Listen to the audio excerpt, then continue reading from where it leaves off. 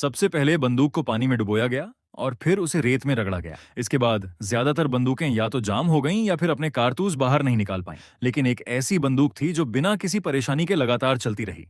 वह थी दुनिया की सबसे मशहूर राइफल AK-47।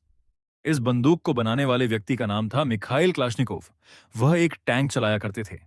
एक युद्ध के दौरान उनका टैंक दुश्मन की गोलीबारी की चपेट में आकर नष्ट हो गया और उनके हाथ में गंभीर चोट आई। अस्पताल ले जाते समय उन्होंने देखा कि सैनिकों की बंदूकें ठीक से काम नहीं कर रही थीं। पानी में जाने से उनकी मैगजीन खराब हो जाती थी और ठंड में कमजोर स्प्रिंग जम जाते थे। ऐसी खराब बंदूकें सैनिकों की जान ले सकती थीं। तभी उनके मन में अपनी खुद की बंदूक बनाने का विचार आया।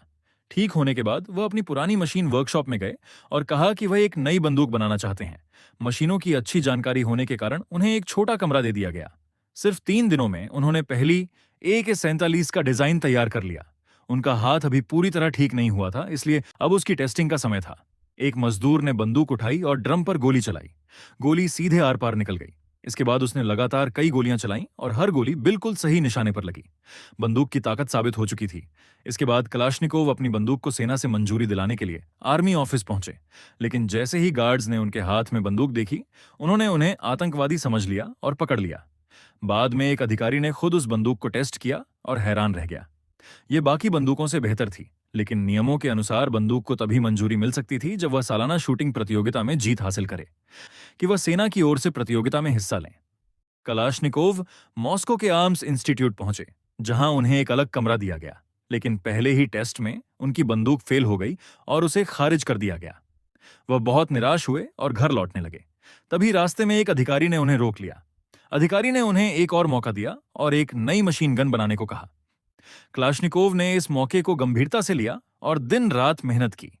जल्द ही उन्होंने एक नई बंदूक तैयार कर ली। उसकी टेस्टिंग भी सफल रही, लेकिन फिर भी उसे चुना नहीं गया। वह अंदर से पूरी तरह टूट गए। इसी दौरान खबर आई कि जर्मनी ने आत्मसमर्पण कर दिया है और युद्ध खत्म हो गया है। सभी लोग खुश थे, लेकिन कलाशनिकोव दुखी थे। उन्हें लगा कि अब उनकी बंदूक की जरूरत ही नहीं रही। उन्होंने आर्म्स इंस्टीट्यूट के अधिकारी से मुलाकात की और कहा कि वह घर जाना चाहते हैं। अधिकारी ने बिना कुछ कहे उनके हाथ में एक कागज थमा दिया। उसमें लिखा था कि हथियार बनाना अभी भी जरूरी है। कलाशनिकोव वापस काम पर लग गए। उन्होंने अपनी पिछली गलतियों से सीखा और एक बार फिर नई बंदूक बनाने में जुट गए। 2 साल बाद नई AK-47 तैयार थी। उसका पहला टेस्ट एक ड्रम पर किया गया। हर गोली बिल्कुल सही निशाने पर लगी। कलाशनिकोव बेहद खुश हुए, लेकिन तभी गार्ड वहां पहुंच गए।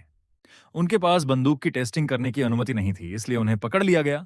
फिर भी कलाशनिकोव मुस्कुरा रहे थे, क्योंकि उन्हें अपनी सफलता पर पूरा भरोसा था। उन्हें जनरल के सामने ले जाया गया। वह जनरल खुद भी बंदूक डिजाइन कर चुका था। कलाशनिकोव ने उसके सामने अपनी बंदूक खोली और कुछ ही सेकंड में उसके सारे हिस्से अलग कर दिए। जनरल यह देखकर